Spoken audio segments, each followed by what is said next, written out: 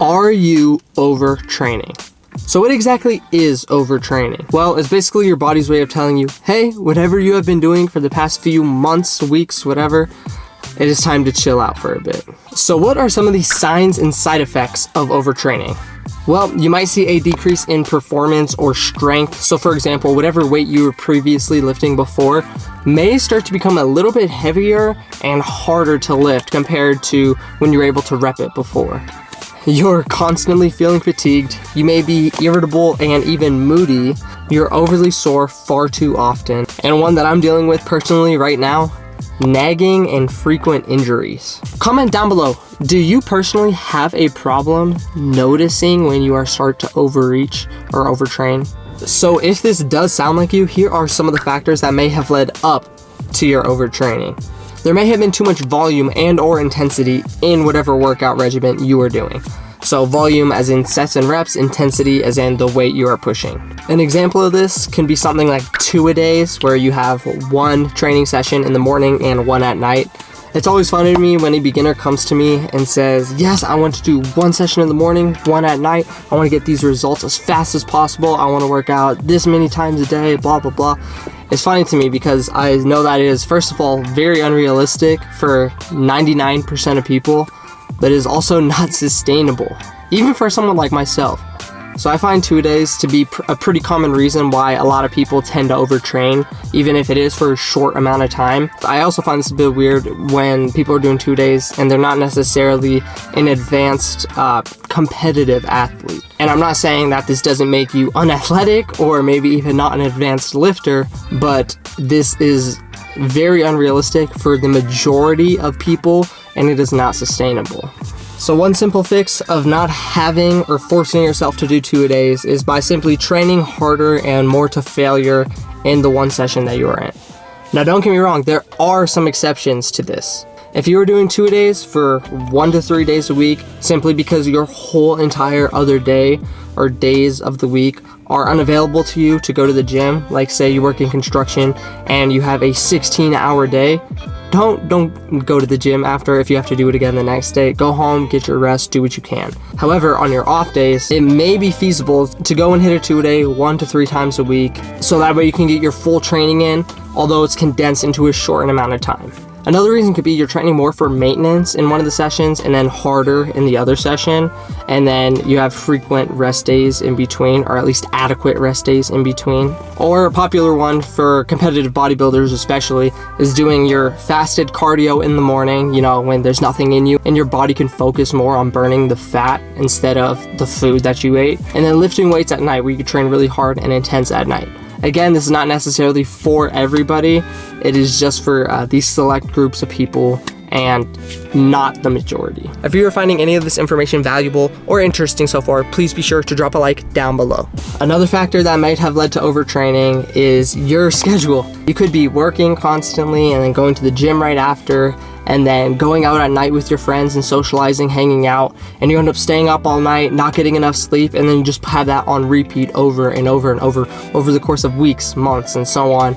And eventually your body just kind of reaches this breaking point where it's like, okay, enough, I need to chill out for a bit, I need to relax, I need to recover. So how exactly would you recover from something like overtraining? Well, I think I already stated it quite a few times. You need rest, you need to recover, and you need to sleep more. That is probably the best way you can maximize your recovery. Now, depending on your goal, and this is especially common in women, make sure you're taking in an adequate amount of calories. That way you have fuel for your workouts and your energy throughout the day. You don't want to be starving yourself or even restricting yourself too hard when you do have to put out a lot more energy. Start planning deloads. Now, this doesn't necessarily mean take a month off from the gym. This can mean lifting lighter weights for a short period of time, like 1 or 2 weeks, or even taking the whole week off in general. This way you're not pushing your body, your CNS, your central nervous system, as hard as you would if you're pushing heavier weights or heavy volume workouts and so on. This sort of plays into the next method of recovering from overtraining, and that is periodization. So of course, at the end of each mesocycle, which could be anywhere between 3, 4, 5 weeks of training, you probably want to deload a little bit, at least recover from your previous mesocycle, because at the end of the mesocycle, the whole goal is to kind of peak or kind of go all out for most. So with that in mind, after your deload and you start a new mesocycle, consider switching up the type of training you were doing.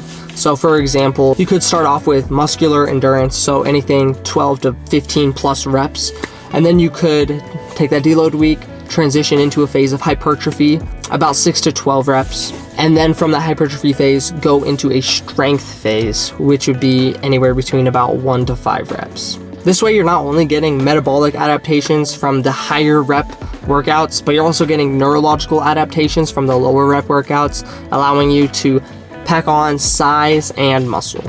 Now keep in mind there is a difference between overreaching and overtraining. Overreaching is kind of where most people want to aim for, actually, believe it or not.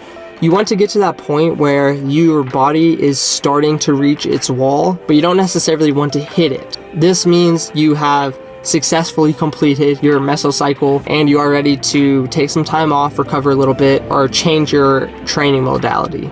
And everybody's bodies and symptoms might be slightly varied or different. I know for me personally, I start to get much weaker on the lifts that I was doing with ease before, and I start to get these little nagging injuries that I know I'm not necessarily hurt and I could push through them right now. However, if I continue to do that, I will get injured, and I absolutely hate being injured because it just takes you out completely. And even if it does take up the time of your deload, it does not mean that you'll be completely okay to go after the deload week or 2 weeks. So just a personal example of what I'm experiencing right now. This is my deload week. Leading up to this, I started seeing my strength drop significantly in most lifts. I started feeling fatigued a lot more often, and I could feel my pec getting strained when I'm benching and doing any sort of chest exercises.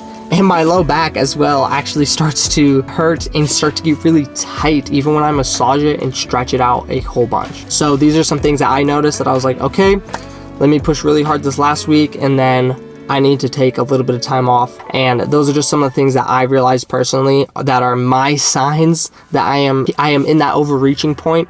And I could push a little further, but the goal is to get into overreaching, not overtraining. So in other words, you want to push your body to the point where it's like pushing right before your collapse and maybe injury, then chill for a bit. So the biggest takeaways from this: notice your signs of overtraining. It is okay to throw in a minor deload every once in a while into your programs, especially when you start to feel an injury coming on and whatnot. I know a lot of people like to be tough guys, push through it, stop being a wuss. Well, if you want to get optimal training, take your time to recover so then you could come back even stronger and better than last time. Another takeaway is make sure you're getting adequate sleep and rest in between those workouts anyways. This doesn't necessarily have to be in the form of a deload. It could just be, hey, sleep 8 hours tonight. But basically, know your limits and understand how to go about fixing them. Hopefully these tips help. If you're new to the channel, please subscribe. YouTube thinks that you're going to like this video next, so be sure to check it out right here.